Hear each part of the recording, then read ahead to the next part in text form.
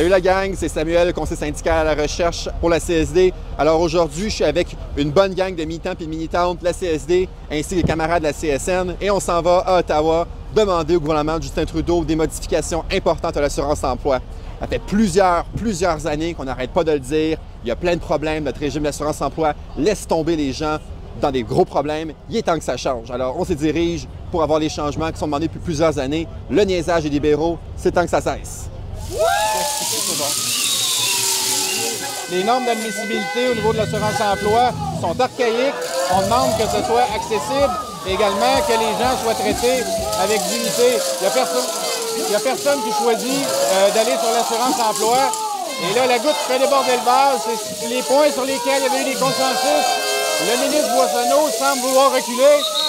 La réponse qu'on nous dit pour ne pas faire avancer cette réforme-là, c'est qu'on est en situation de plein emploi. Mais je m'excuse, il n'y a personne de gaieté de cœur qui veut vivre avec 55 de son salaire, avec l'augmentation fulgurante du coût de la vie, l'accès à la propriété puis du coût des logements. C'est pas vrai, ça! Je m'appelle Joanie, je travaille pour la ville de la Prairie comme col bleu. Je suis responsable régionale de la condition féminine à Montréal. Dans le fond, je vais signer ici pour la réforme de l'assurance-emploi qu'on va remettre au ministre Boissonneau.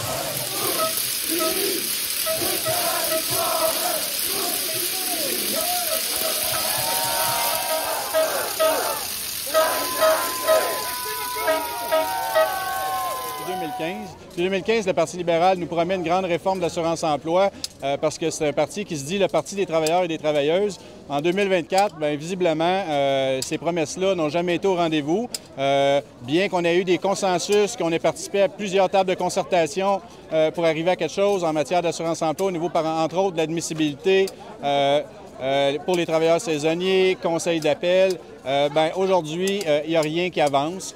Donc, on a choisi de cette action politique-là, concertée en différents regroupements pour l'assurance-emploi, la CSN et la CSD, pour venir démontrer vraiment notre ras-le-bol. On pense que là, c'est assez, avec le coût de la vie qui a augmenté de façon fulgurante, l'inflation, l'accès au logement, à la propriété, la situation actuelle et ces lacunes-là au regard de l'assurance-emploi, il faut le dire également, ça touche majoritairement les femmes qui sont dans des emplois précaires, des emplois atypiques.